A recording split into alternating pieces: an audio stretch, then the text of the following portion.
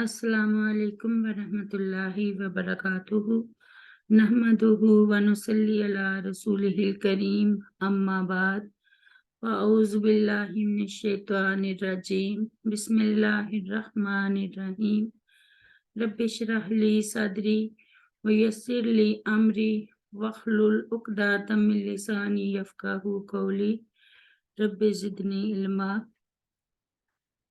آج ہم ماہ رجب المرجب میں مروجہ بدعات قرآن و احادیث کی روشنی میں چند گزارشات آپ کے سامنے پیش کریں گے انشاءاللہ۔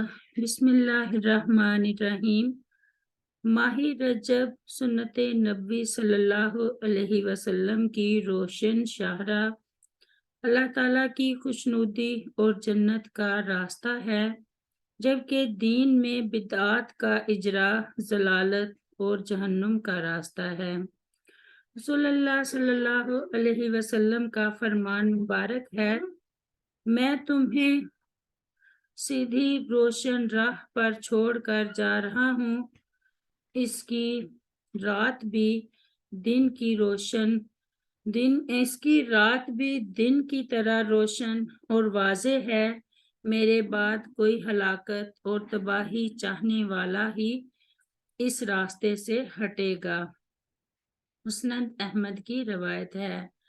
مطلب یہ کہ سنت کی راہ جنت اور رضائے الہی کی راہ ہے، مگر بدعت کی راہ اختیار کرنے والے کے لیے جہنم اور تباہی مقدر ہے۔ اسلام کے صاف ستھرے اور پاکیزہ دین کو اسی دین کے نام لیواؤں نے مختلف بدعات کے اجرا کے ذریعے چستیاں بنا کر رکھ دیا ہے۔ ویسے تو کوئی بھی مہینہ بدعات و خرافات سے خالی نہیں رہنے دیا گیا، مگر رجب وہ مظلوم مہینہ ہے جسے کثرت رسوم و بدعات سے ظلمات بعضھا فوق بعض، سورہ النور میں اندھیریاں ہیں جو اوپر تلے پہ در پہ ہیں، ان کا مظہر بنا دیا گیا ہے۔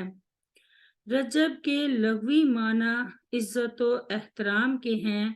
زمانہ جاہلیت میں اس مہینے کا بہت زیادہ احترام کیا جاتا تھا، اس لیے اس ماہ کو رجب کے نام سے موسوم کر دیا گیا۔ صحیح احادیث میں رجب کو 4 حرمت والے مہینوں میں سے ایک شمار کیا گیا ہے، بقیہ 3 مہینے لگاتار ذوالقعدہ، ذوالحجہ اور محرم الحرام ہیں۔ حدیث سے اس کی حرمت تو ثابت ہوتی ہے، مگر اس کے علاوہ اس کی کوئی خاص فضیلت یا اس مہینہ میں کسی خاص عبادت کے افضل ہونے کا کوئی ثبوت نہیں۔ رجبی عمرہ۔ بعض لوگ بطور خاص اس مہینے میں عمرہ کرنے کو بہت اجر و ثواب کا کام سمجھتے ہیں۔ اس عمل پر کوئی دلیل کتاب و سنت اور عمل صحابہ میں نہیں پائی جاتی۔ اس کے بجائے آپ صلی اللہ علیہ وسلم نے رمضان المبارک میں عمرہ کرنے کو حج کے برابر ثواب والا عمل قرار دیا ہے۔ اسی طرح حج کے مہینوں میں عمرہ کرنے کی بھی خاص فضیلت وارد ہوئی ہے۔ یہ مہینے شوال، ذوالقعدہ اور ذوالحجہ ہیں۔ صحیحین میں ام المؤمنین سیدہ عائشہ رضی اللہ عنہا کا قول مروی ہے کہ رسول اللہ صلی اللہ علیہ وسلم نے رجب میں کوئی عمرہ نہیں کیا تھا۔ البخاری اور مسلم کی روایت ہے۔ کسی خاص زمانے میں متعین عبادات نہیں کی جا سکتی جب تک اس پر شرعی دلیل موجود نہ ہو۔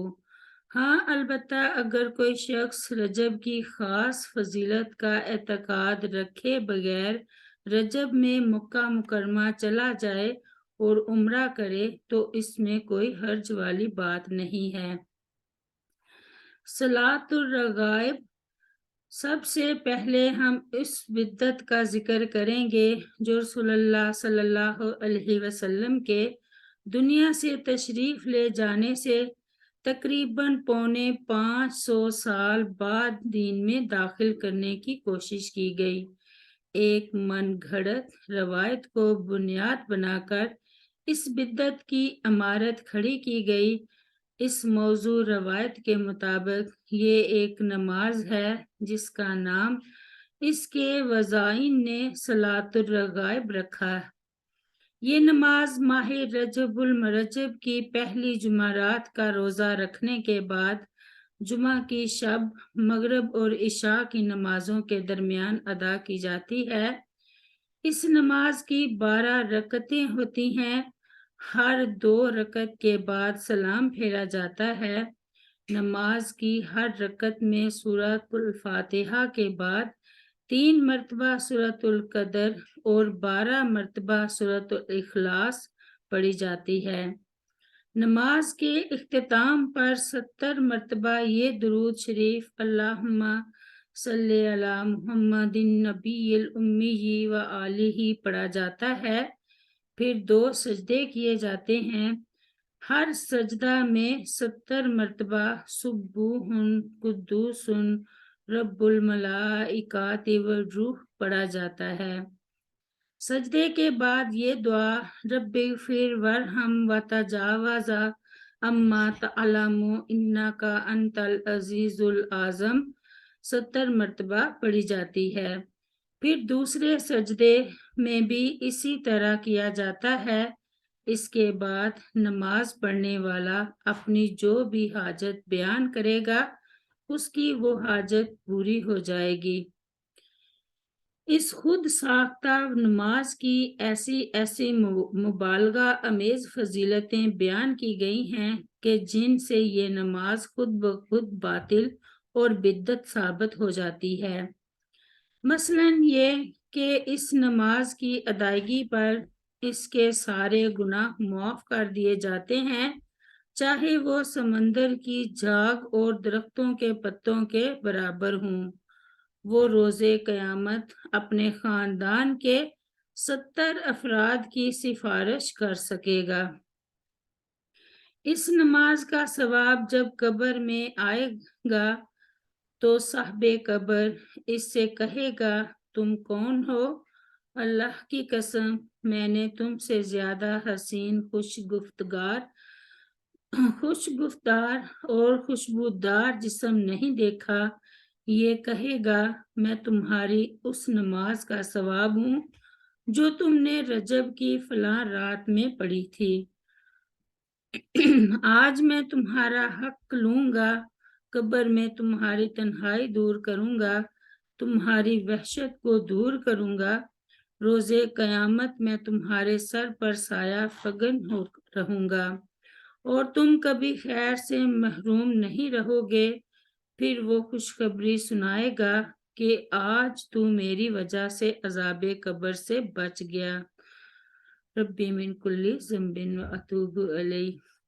علامہ ابن الجوزی نے اس نماز والی روایت کو موضوع یعنی من گھڑت قرار دیا ہے۔ سب سے پہلے یہ نماز سن 480 ہجری میں بیت المقدس میں ادا کی گئی۔ احباب گرامی قدر اندازہ فرمائیں کہ جو عبادت عہد نبوی میں صلی اللہ علیہ وسلم میں نہ رسول اللہ صلی اللہ علیہ وسلم نے ادا کی، نہ صحابہ کرام رضی اللہ عنہم نے ادا کی، نہ تابعین کرام نے، نہ تبع تابعین نے یہ عبادت کی، وہ چیز جو 550 برس تک دین کا حصہ نہ تھی، اچانک اتنی مدت کے بعد وہ دین کا حصہ کیسے بن گئی؟ شیخ الاسلام ابن تیمیہ رحمہ اللہ فرماتے ہیں صلاۃ الرغائب کی دین میں کوئی اصل نہیں بلکہ یہ ایک بعد میں ایجاد کردہ بدعت ہے۔ یہ جماعت کے ساتھ پڑھنا مستحب ہے، نہ ہی انفرادی طور پر اس کی ادائیگی درست ہے، بلکہ صحیح مسلم میں ثابت ہے کہ نبی کریم صلی اللہ علیہ وسلم نے جمعہ کی رات قیام کرنے کے لیے اور جمعہ کے دن کو روزہ رکھنے کے لیے خاص کرنے سے منع فرمایا ہے۔ اس نماز کی مشروعیت کے سلسلے میں جو اثر ذکر کیا گیا ہے، اس کے جھوٹ اور من گڑت ہونے پر علماء متفق ہیں۔ سلف اور ائمہ نے سرے سے اس کا ذکر ہی نہیں کیا۔ مجموع فتاوی۔ اب اس کے بعد ایک اور بدعت آ جاتی ہے، رجبی کنڈے۔ اس ماہ کی ایک اور نہایت مکروہ اور خطرناک بدعت رجبی کنڈوں کے نام سے مشہور ہے۔ تفصیل اس اجمال کی یہ ہے کہ بہت سے لوگ ماہ رجب کی 22 تاریخ کو امام جعفر صادق رحمہ اللہ کے نام کے کنڈے بھرتے ہیں۔ اس بدعت کو ثابت کرنے کے لیے ایک جھوٹی کہانی گڑھی گئی۔ ہندوستان کے ایک شخص نے داستان عجیب نامی کتاب میں اس بدعت کا تذکرہ نیاز نامہ امام جعفر صادق رحمہ اللہ کے نام سے عنوان سے کیا ہے۔ لکھتا ہے، مدینہ طیبہ میں ایک غریب لکڑہارے کی بیوی وزیر کے محل میں جھاڑو دیا کرتی تھی۔ ایک دن اس نے دیکھا کہ وزیر کے محل کے باہر امام جعفر صادق رحمہ اللہ اپنے ساتھیوں سے فرما رہے تھے، جو شخص 22 رجب کی 22 تاریخ کو غسل کر کے صاف ستھرا ہو کر میرے نام کی پوریاں بنا کر کھیر 2 کنڈوں میں بھر کر میرے نام پر فاتحہ کرے اور بارگاہ الہی میں اپنی مراد اور حاجت پیش کرے، اگر اس کی حاجت پوری نہ ہو تو کل قیامت کے دن میرا گریبان پکڑ لے۔ استغفر اللہ۔ لکڑہارے کی بیوی نے ایسا ہی کیا، چنانچہ اس کا شوہر بہت سارا مال لے کر لوٹا اور شاندار محل تعمیر کر کے اس میں رہنے لگا۔ وزیر کی بیوی نے کنڈوں کا انکار کیا تو اس کے شوہر کی وزارت چلی گئی۔ پھر جب اس نے کنڈوں کی حقیقت کو تسلیم کر کے کنڈے بھرے تو اس کی وزارت بحال ہو گئی۔ اس کے بعد بادشاہ اور اس کی قوم کے لوگ ہر سال بڑے اہتمام سے کنڈے بھرنے لگے۔ اس سارے قصے میں شرک اکبر پر مبنی اعمال کی طرف دعوت دی گئی ہے۔ نمبر 3، شریعت اسلامیہ میں اللہ تعالیٰ کے سوا کسی نبی، ولی، جن یا فرشتے کے نام پر کوئی صدقہ و نیاز دینا شرک اکبر ہے۔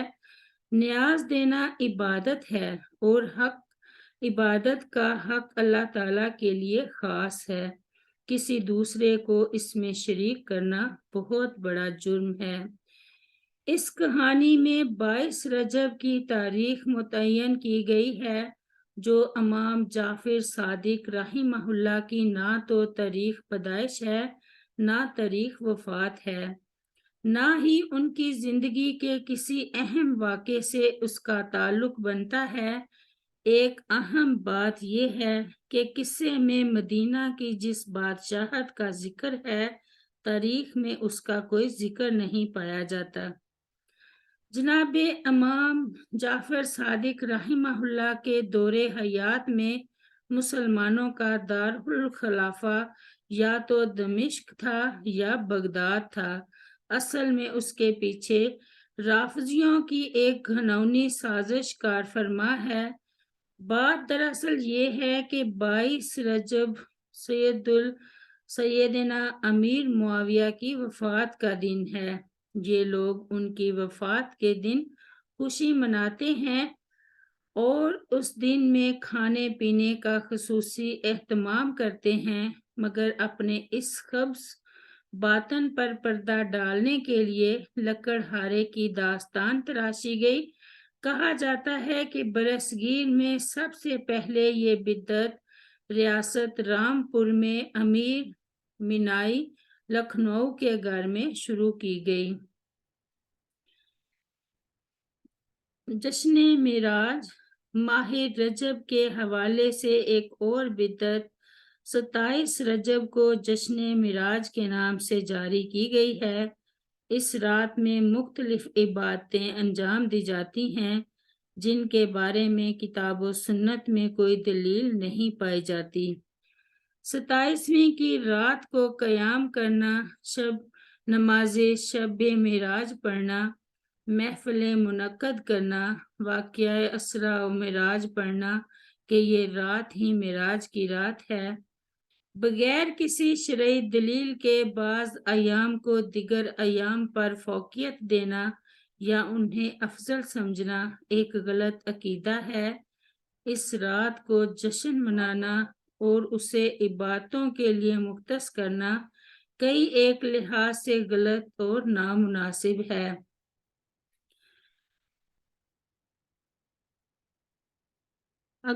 اس کا اگلا حصہ اگلے لیکچر میں پیش کیا جائے گا۔